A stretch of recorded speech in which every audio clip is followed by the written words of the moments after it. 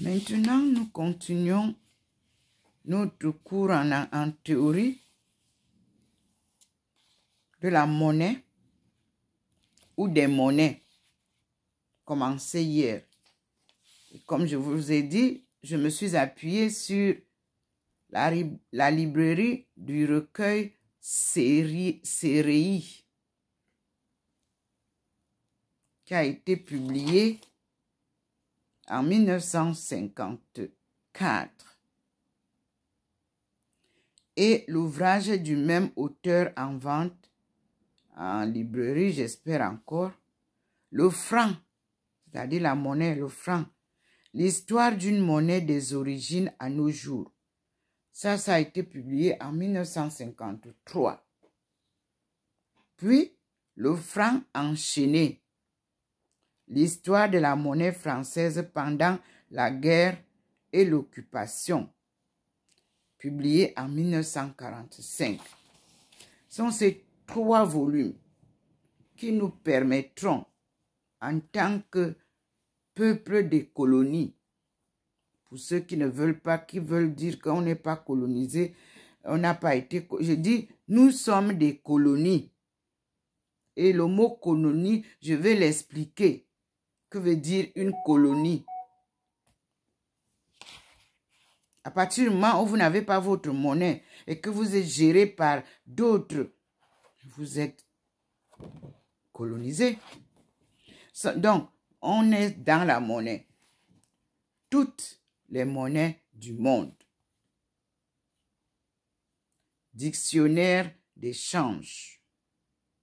Un recueil ciré. Repris par René Sédiot.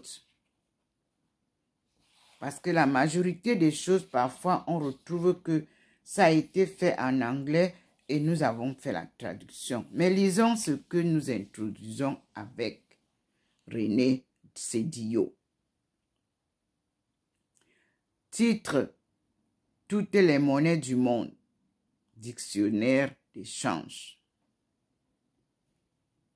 À qui s'adresse ça? Exportateur. Pas la bam, cela. Exportateur veut dire tu as produit et tu exportes. Banquier. Voulez-vous connaître le dernier cours du peso argentin? Donc, à ces 2 personnes s'adresse d'abord la question. L'exportateur et le banquier.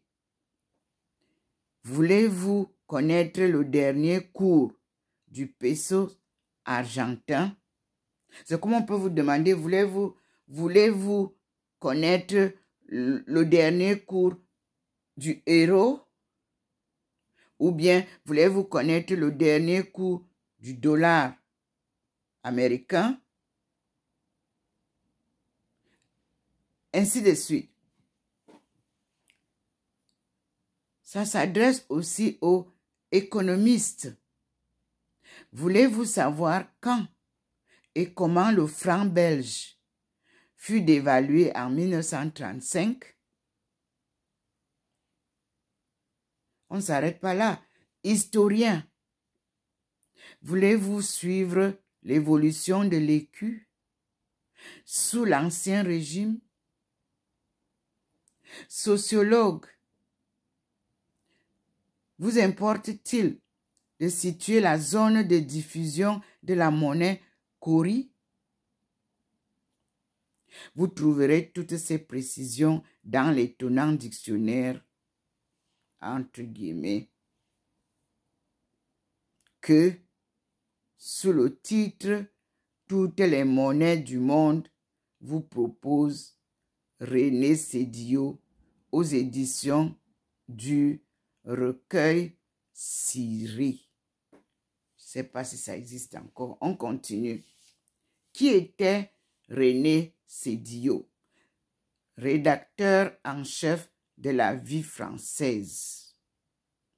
René Sédiot suit au jour le jour les problèmes monétaires auxquels il a déjà consacré des ouvrages qui font autorité.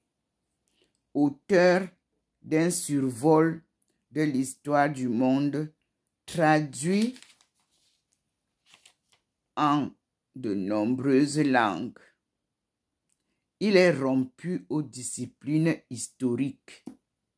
Aussi, ce dictionnaire alliait-il l'érudition à une technique sûre. Aux chercheurs soucieux de remonter dans le temps, nous. Aux hommes d'affaires qui embrassent l'espace, hommes d'affaires d'hier, hommes d'affaires d'aujourd'hui, il offre des matériaux d'une incomparable richesse.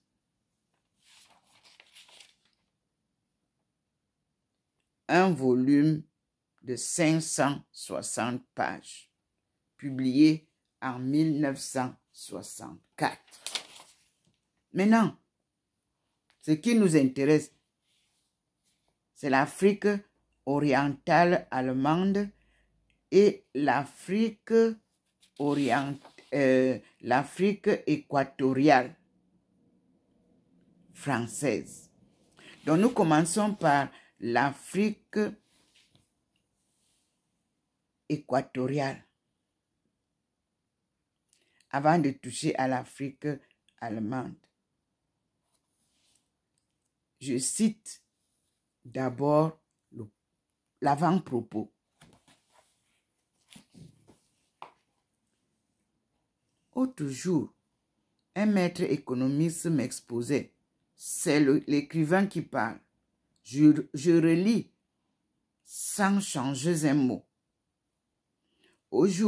L'autre jour, un maître économiste m'exposait avec le secours d'un jargon savant de fort belles théories.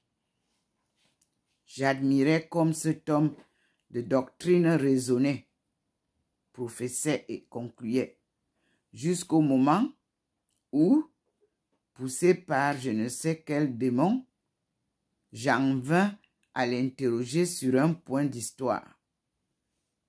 À ma surprise, il en ignorait presque tout. Faisait-il fi des leçons du passé? Je ne crois pas. Il n'avait pas eu le moyen ou l'occasion de l'étudier. Il se contentait de le supputer, d'après les récentes expériences dont il avait été le témoin sur son petit coin de planète. Il bâtissait hardiment ses théorèmes en fonction de ses hypothèses. À la ligne. Ce cas n'est pas unique. Combien de plans n'ont-ils pas ainsi été élaborés dans la nuit? Combien d'ouvrages n'ont-ils pas été rédigés qui tranchent avant de connaître? Au sujet de la monnaie, tout le monde a de nos jours sa petite idée. 2 points. Du ministre à la ménagère. Chacun propose et dispose. Mais qui a la science des faits? Question. À la ligne. Voici sur mon bureau un projet que me soumet un correspondant astucieux. 2 points. Il tend à créer une monnaie dualiste. Entre guillemets, monnaie dualiste. Lecture faite, il s'agit de restaurer une monnaie de compte à côté de la monnaie de paiement. L'auteur ne soupçonne manifestement pas que toute l'Europe, durant 7 à 8 siècles, a vécu sous ce régime. Sans doute, dans quelques centaines d'années, Un expert du même calibre réinventera-t-il les talons or? À la ligne. Ce n'est point par mépris des systèmes que j'ai voulu ici ne rassembler que des faits. C'est bien plutôt pour offrir une base aux constructions de la doctrine. C'est plus encore par goût personnel des certitudes concrètes. Dans ce dictionnaire, entre guillemets, on trouvera de l'histoire à l'état brut, et peut-être la seule histoire qui ne doive rien à la littérature.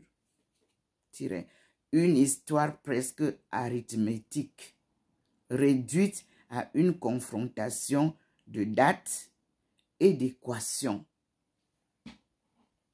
À la ligne. L'histoire monétaire est celle qui ne ment pas. On peut toujours ergoter sur une bataille, sur une découverte. Qui a vaincu? Qui a découvert? Point d'interrogation. On ne risque jamais de se tromper sur le sens d'une dévaluation. Les chiffres sont inexorables. La ligne. J'entends bien que l'histoire ne se résume pas à une collection d'événements, même si leur expression est mathématique. Il faut l'interpréter, c'est-à-dire la comprendre, c'est-à-dire enchaîner les causes et les conséquences. L'histoire monétaire n'échappe pas à cette exigence, mais en son domaine, les commentaires sont souvent superflus. C'est dit l'eau. On continue l'avant-propos. Les actes politiques engendrent les faits monétaires. Guerre, révolution, mauvaise gestion précipite le destin des monnaies. À leur tour, les actes monétaires engendrent les faits politiques. Les grandes inflations, par exemple, appellent les dictatures. Il suffit de rapprocher une histoire sociale et politique d'une histoire monétaire pour dégager mobile et résultante. À la ligne. Entre eux, les événements monétaires se relient. Déjà, les uns aux autres. Tout contrôle d'échange implique une dépréciation qui tôt ou tard devient une dévaluation. Toute inflation qui s'accélère dégrade nécessairement une monnaie. Il suffit de juxtaposer les phénomènes dans un calendrier rigoureux pour en saisir la continuité. C'est pourquoi ce dictionnaire, entre guillemets, a voulu garder la sécheresse d'un catalogue. Il eût été facile de discourir sur le sort de chaque monnaie et de chaque nation. Il m'a semblé préférable d'éviter tout vain bavardage. C'est à dessein que j'ai recouru au style télégraphique, dont la nudité a son éloquence.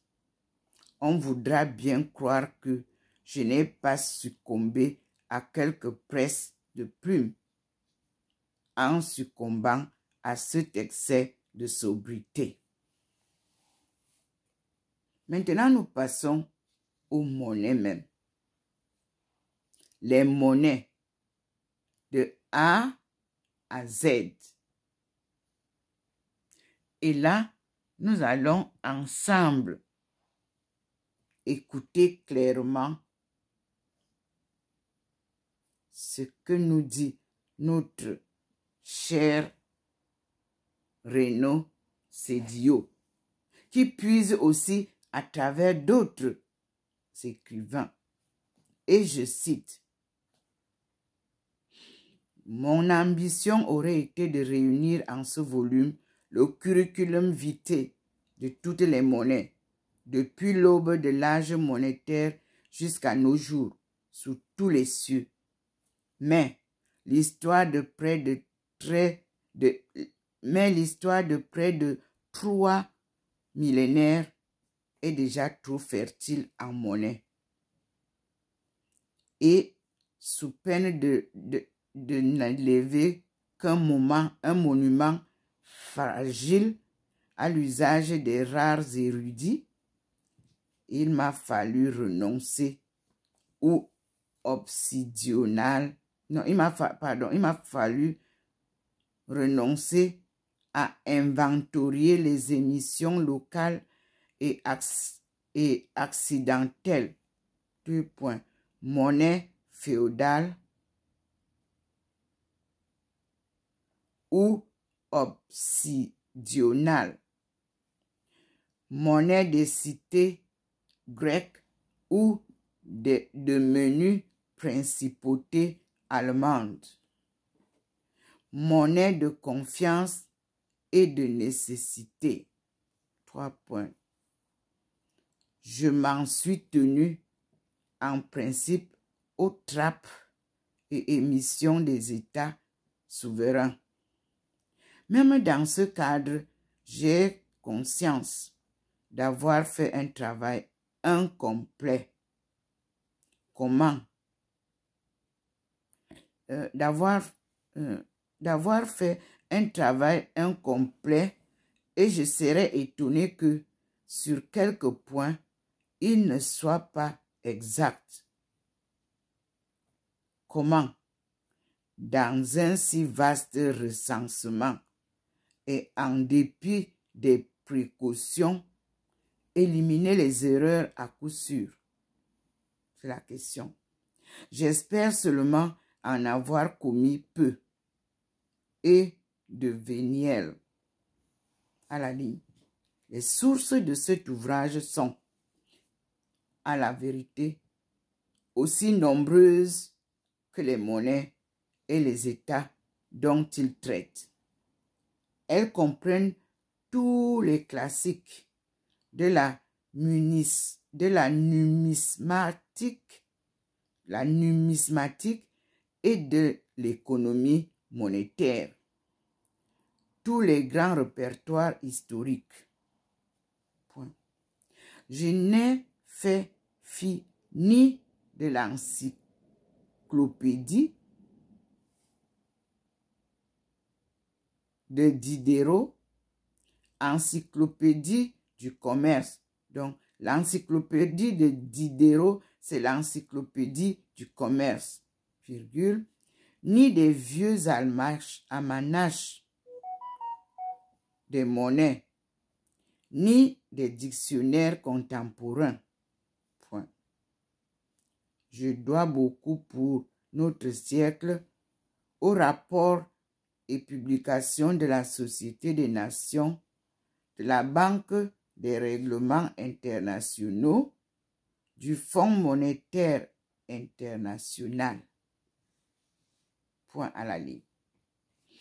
Il me faut aussi faire une mention spéciale à quelques travaux fondamentaux auxquels je me suis souvent référé et que j'ai plaisir à citer ici. Il donne la référence.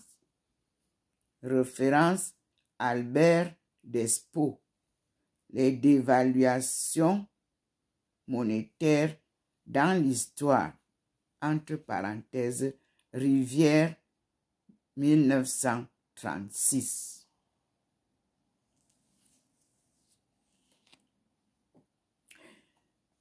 Ce dictionnaire a le défaut de tous ses congénères. Je n'imagine pas qu'on le lise jamais d'un trait. de A jusqu'à Z. Je ne pense même pas que ceux qui le consulteront puissent s'y intéresser autrement qu'à leur manière propre. 2 points. Le commerçant, le banquier ou l'exportateur s'inquiétera de la dernière définition des monnaies. Le sociologue de leur première définition. L'historien de leur filiation. Le numismate se souciera surtout des pièces métalliques. Le philatéliste des unités divisionnaires. L'économiste des émissions fiduciaires. C'est le propre des dictionnaires que de rassembler des matériaux à des multiples usages. Mais peut-être, peut-être se trouve-t-il des Français assez curieux pour se plaire à s'instruire tout à la fois des origines de la monnaie coquillage, des formes variées de l'écu et des plus récents échanges de biais dans les pays totalitaires. L'honnête homme de notre siècle a acquis le sens de la chose monétaire, souvent à ses dépens. Il lui manque seulement de savoir que les catastrophes dont il a été victime et qu'il croit uniques sont de tous les temps et de tous les pays. À la ligne, comment l'apprendra-t-il? Non, comment l'apprendra-t-il? Ici, au hasard des pages, en découvrant de quelle façon naissent, vivent et meurent les monnaies. Et nous allons donc lire comment naissent les monnaies. Vous qui voulez créer les monnaies, ouvrez donc vos oreilles grandement pour écouter comment naissent les monnaies. Elles naissent dès l'instant où les groupes humains conscients des avantages de l'échange dépassent la technique du troc et recourent à un instrument intermédiaire capable de mesurer et de représenter les valeurs. Nous avons été au XXe siècle les témoins de la rechute des civilisations orgueilleuses condamnées à revenir à l'âge du troc, faute d'avoir su conserver une monnaie digne de ce nom. Ne méprisons donc pas les sociétés primitives qui, par tâtonnement, inventent la monnaie. Quelle monnaie? Les peuples pasteurs songent naturellement à une monnaie animale. 2 points. On connaît le rôle monétaire du bétail chez les Indo-Européens. Les Indo-Européens. Voir l'origine du nom de la roupie au nom roupie indienne. Voir Inde. Point virgule. Voir Rome. Point. Les peuples pécheurs pensent de même à utiliser le poisson comme monnaie. Voir Islande. Fermez la parenthèse. Et plus encore les coquillages. Ainsi ont fait les tribus rouges du Canada. Voir Wapum. Les tribus noires de la Mélanésie soit d'Iwara.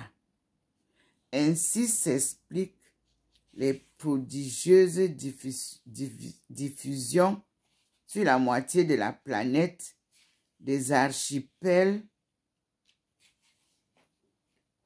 pacifiques aux rives atlantiques du continent africain et parfois jusqu'à nos jours d'un petit coquillage du genre porcelaine, voire corie. Mais nous avons une autre, Jacques Mertens, nous a été cité. Et donc, il faut que je vous explique. Jean Mertens a été cité. La naissance et le développement de l'étalon or. Je lis. Presse universitaire en 1944. Jacques Lacour Gaillet, le commerce extra-européen jusqu'au vestiaire. Attendez, non, jusqu'au temps moderne, je m'excuse. Texte 3 de l'histoire du commerce. Spit 1953, fermez les guillemets. Jean Mazard, histoire monétaire et numismatique des colonies et des unions françaises et de l'Union française, entre parenthèses, Émile Bourget en 1953. Eugène Kavenac, économie grecque, entre parenthèses, Pluton, en 1951. Jacques, et après on a Jacques Vassan, l'argent métal, entre parenthèses, Gembloux, 1939, René Gonard, histoire des doctrines monétaires dans ses rapports avec l'histoire des monnaies, entre parenthèses, Ciré, 1937, que nous avons en main maintenant. On continue.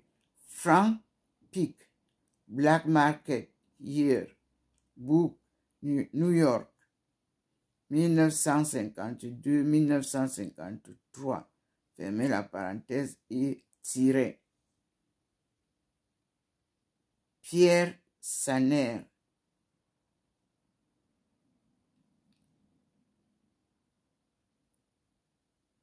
la monnaie Pick, Black Market Yearbook, New York, 1952 à 1953. Fermez les guillemets, tirez. Pierre Saner, la monnaie et le crédit. Dans les territoires d'outre-mer, ministère de France d'outre-mer, publié en 1950. Nous sommes là à la phase de comment naissent les monnaies.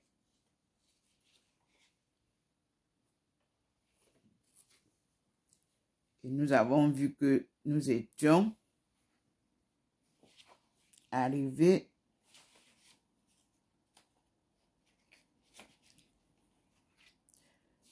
à la fin de ce paragraphe où nous disons que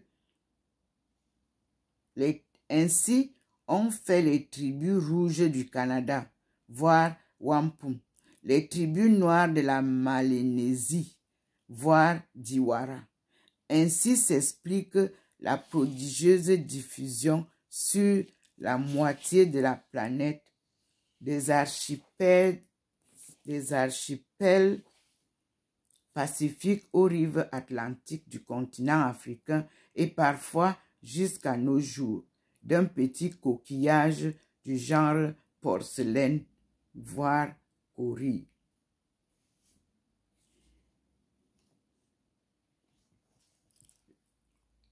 Les monnaies végétales plus fragiles et plus banales ont moins de succès. Certains peuples d'Asie ont choisi le thé à cet usage, voire Tibet, ou le riz, voire Corée. D'autres ont adopté une amande amère des déserts persans, voire Padang. Les Aztèques ont recouru aux graines de cacao, voire Mexico. Il est arrivé aux nègres de Guinée de se prendre de passion pour des toiles de coton blanches à raies bleues qui en remplissaient la fonction monétaire, ont pris le nom de Guinée, voire Guinée. Et l'on sait que le blé ou le seigle deviennent étalons chaque fois que sombrent les monnaies dites civilisées. À la ligne. La monnaie minérale l'ont emporté. Les monnaies minérales l'ont emporté, parce qu'elles sont les moins périssables. On a connu les tribus employant les meules de pierre comme monnaie, voire Caroline, les Carolines. On en sait encore qui, au Sahara ou en Éthiopie, utilisent des tablettes de sel, voire Kantou, amolé. Deux mots, Kantou et amolé. Fermez la parenthèse. Ne considérons pas ces survivances comme des vestiges d'un passé nécessairement aboli. Deux points. L'abus des monnaies fiduciaires peut demain ressusciter des pratiques plus barbares. À la ligne. Avec les métaux, l'homme avance toutefois sur le chemin de la commodité monétaire. Les métaux communs marquent un progrès sur la pierre commune. Sparte et la Chine ont usé du fer, voire Grèce et Chine. Fermez la parenthèse. Sumatra et Inde de l'État vont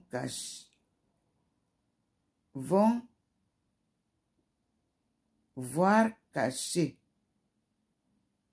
Sheda, Bazaruco, l'Argentine du fer blanc, voire peso, Argentine, voire peso argentin, je m'excuse, le siam du plomb, voire rengi, le monde entier après Rome, voire AS, use du bronze et du cuivre, puis du nickel pour ses monnaies d'appoint. Métal noble, le platin est devenu pièce de paiement en Russie, voire rouble. À la ligne, il est superflu de rappeler le triomphe de l'argent et de l'or, métaux prédestinés à la mission monétaire et l'ont fait même les étranges et récentes passions du monde. Et là, c'est il est perfus de rappeler le triomphe de l'argent et de l'or, métaux prédestinés à la maison monétaire. Et l'on sait de même l'étrange et récente passion du monde jaune pour le métal blanc, comme celle du monde blanc pour le métal jaune. Sous quelle forme se sont répandues les monnaies métalliques? Question. La plus sommaire est le lingot, qui a longtemps persisté au Japon, voire au Ban. La Suède des temps classiques a émis de grandes plaques de cuivre. Les nègres d'Afrique ont employé des bracelets, voire manilles. La Grèce s'est servie de clous, voire au bol. Le Moyen-Orient de fils, voire des pièces en forme de disque, entre parenthèses. Non, on a dit le Moyen-Orient de fils, voire l'Aran, je m'excuse. La Lydie et l'Ionie ont enseigné au monde occidental la frappe des pièces en forme de disque, voire statère. Fermez la parenthèse. La Chine préfère parfois des formes plus étranges, évoquant le sabot, voire cissé. Fermez la parenthèse. Le couteau ou le fruit de l'orme, voire sapèque. Fermez la parenthèse, point. L'Amérique précolombienne recourt à la poudre d'or, à sachet dans des os d'oiseaux, entre parenthèses, Mexique, et le Soudan, la mesure au poids des graines, des engrebués.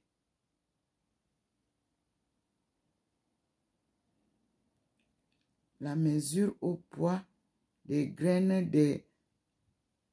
Non, c'est des caroubiers, excusez-moi, ou de foment, voire mitcal. À la ligne. Vient l'âge de la monnaie fiduciaire.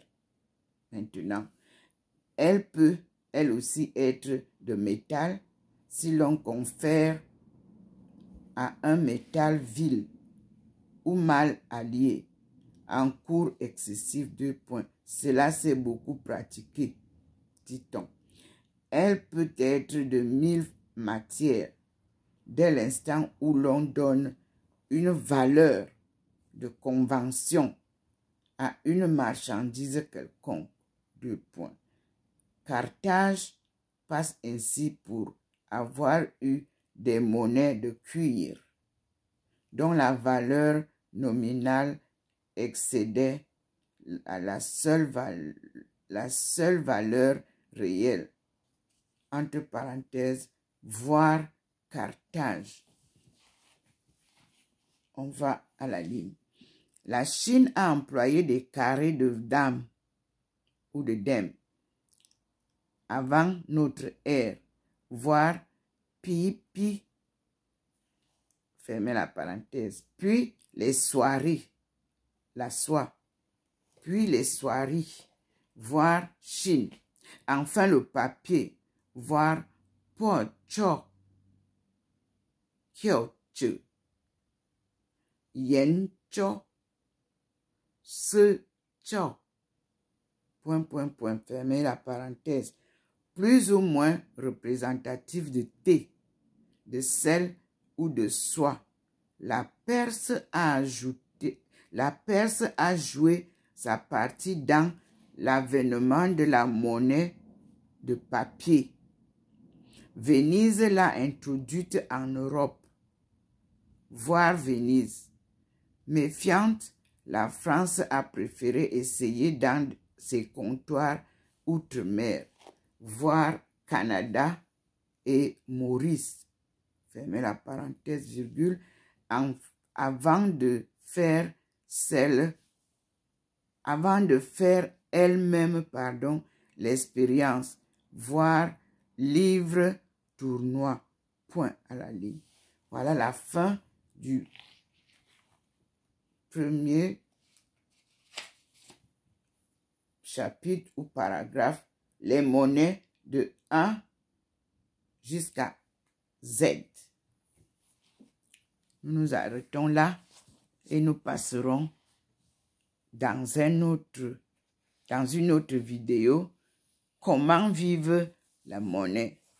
Là, nous avons lu de la page 2 à la page 8. Toutes les monnaies du monde. Dictionnaire de change. Recueil ciré. Publié donc en 1900, comme je vous l'ai dit. Vous avez la publication en 1950. Faut pas lésiner. Faut être sûr de ce qu'on dit. 1954.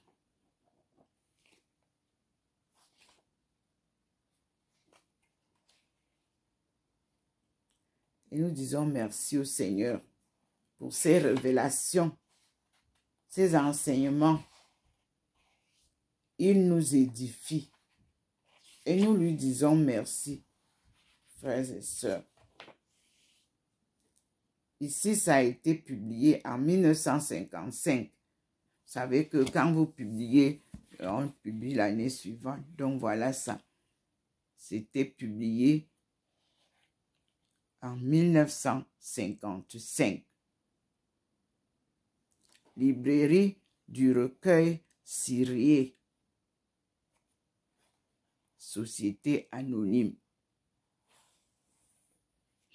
Et c'était bien sûr, comme je vous l'ai dit, vous voyez, un survol de l'histoire de France, édition anglaise, parce que c'est traduit en français. Bon, merci Seigneur pour la leçon de ce matin. Tant de Marie de Magdala que toutes les monnaies du monde. Comme je vous l'avais dit, je suis en académie et en anthropologie religieuse. Et en académie, je suis en économie mondiale, relations internationales et développement. Donc, on ne peut pas faire ça si on ne connaît pas les monnaies du monde. Puisqu'on embrasse le monde entier. Afrique, toi qui veux sortir, la jeunesse, vous qui sortez, vous êtes sur les télévisions, vous nous parlez de l'intelligence artificielle.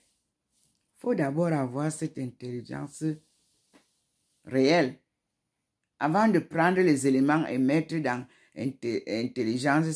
intelligence artificielle pour courir vite. Mais souvenez-vous, qui va lentement, va sûrement, dit un vieil adage de nos aïeux. Merci Seigneur. Qu'ils sont beaux, les pieds de la bergère, qui vous apporte la bonne nouvelle de notre époque. Notre siècle est le millénium 21. Siècle africain. Il faut donc que les Africains eux-mêmes réécrivent leur histoire. Comprennent tout ce que je viens de dire là. Parce que après cette vidéo, je passe donc à la monnaie de chez nous. Et je vous dis à bientôt. Apprenez à lire, écoutez mes vidéos, likez si vous voulez. Mais surtout, je vous le donne gratuitement comme Dieu me le donne gracieusement. Car il vient sauver son peuple ignorant. Et nous sommes le peuple d'Adam et Ève, c'est-à-dire le peuple de Jacob, les 12 tribus de Jacob.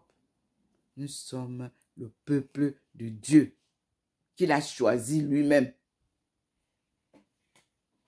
pour se glorifier. Alléluia. Amen. Ndomomelingi Thérèse, servante du Seigneur et son peuple choisi. Elle est docteur avec des branches. Docteur en économie mondiale. Donc, on englobe tout. Et là-dedans, il y a donc le social, que vous appellerez l'économie sociale, comme vous voulez. Là-dedans, il y a la géographie. Parce que pour connaître partout où nos aïeux sont passés, vous allez devoir étudier la géographie. Mais je vous fais étudier la géographie tout au long de mes publications. Je vous parle des pays qu'il faut aller chercher sur les cartes géographiques. Mais sachez, comme je l'avais dit à Kunming, aux experts du monde, que les cartes ont été faussées. Et je leur ai donné la première carte du monde qui a été tracée par les Chinois. Ces Chinois-là n'étaient pas les Chinois d'aujourd'hui. C'était les Chinois noirs comme vous et moi. Donc, on nous a pris dans Indochine, que vous entendez là. Africains, Indiens, nous tous, on est allés là-bas. On nous a malaxés là-bas. Puis on nous a ramenés en Perse. On a tourné avec nous partout. C'est ça qu'on nous raconte maintenant comme des histoires. Mais notre histoire est douloureuse.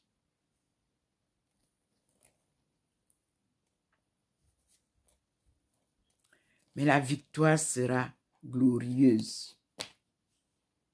Ce n'est plus pour longtemps. Dieu vous a dit, quand vous verrez tel signe, sachez que je suis déjà proche. Chaque jour, il apparaît ici et il nous parle. Suivons-le. Jésus est au fond de la boîte dont je vous ai parlé. Avec nous, nous trois, dans la boîte. Nous sommes en blanc. Lui, il est noir. Là-bas. Pourquoi nous sommes en blanc? Même Thérèse était en noir. Moi-même, j'ai porté le noir depuis l'an 2000 que mon fils est mort. La fille morte en 2004. Je suis restée avec des tenues blanches. Et il y a quelques années, j'étais encore en noir.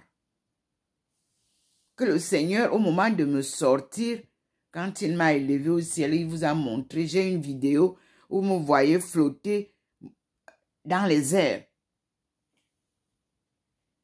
Il m'a ordonné de quitter le noir et de m'habiller en blanc.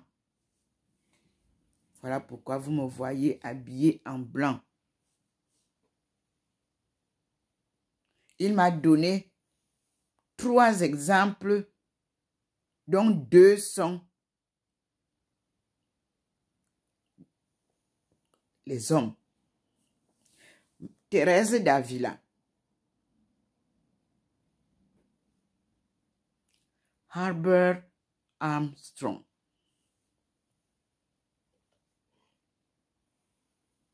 Abdul Baha'i. Comme les gens de Abdul Baha'i sont encore en train de se disputer les honneurs et les machins de tout ça et l'argent, je ne peux pas encore partir là-bas. Il m'a dit, laisse-les d'abord s'embrouiller. Parce que il n'a jamais dit qu'il vendait quoi que ce soit. Il faisait aussi comme Herbert Armstrong, gratuitement, parce qu'ils reçoivent gracieusement, comme je le fais là. Si vous n'étiez pas désordonné, si vous ne vouliez pas lire, si vous vouliez vraiment lire, si vous étiez dans la résilience patriotique, comme je dis, mais je vous verserai chaque jour une leçon, pour que vous matérialisez cela là-bas au pays et dans les îles et dans la diaspora, pour comprendre qu'est-ce que c'est que Dieu vient sauver son peuple. Mais vous voulez rester dans l'ignorance. Et surtout que les Africains même font tout pour garder les autres Africains dans l'ignorance. Vous parlez de politique. Il n'y a qu'une chaise. Un président de chaque république est assis sur une seule chaise. Pas deux. Il monte dans la voiture seul. Ce n'est qu'au Cameroun qu'il y a eu un peu le désordre. La voiture présidentielle est une voiture où ne monte que le président et son chauffeur et garde-corps. Bon, c'est comme ça dans tous les pays du monde.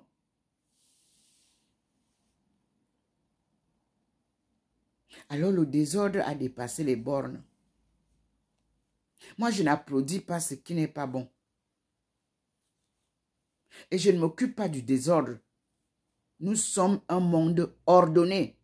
Parce qu'avec Dieu, tout est ordre. Dès qu'il y a désordre, vous ne me voyez pas. Envoyez-moi toutes vos vidéos comme vous voulez, ça ne m'intéresse pas. Parce que vous gardez le désordre pour nous retarder.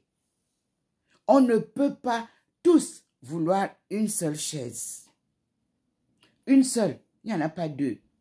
Si vous étiez organisé, vous devriez donc faire des chaises autour du président pour soutenir le Cameroun. Vous laissez le désordre, chacun nous apporte.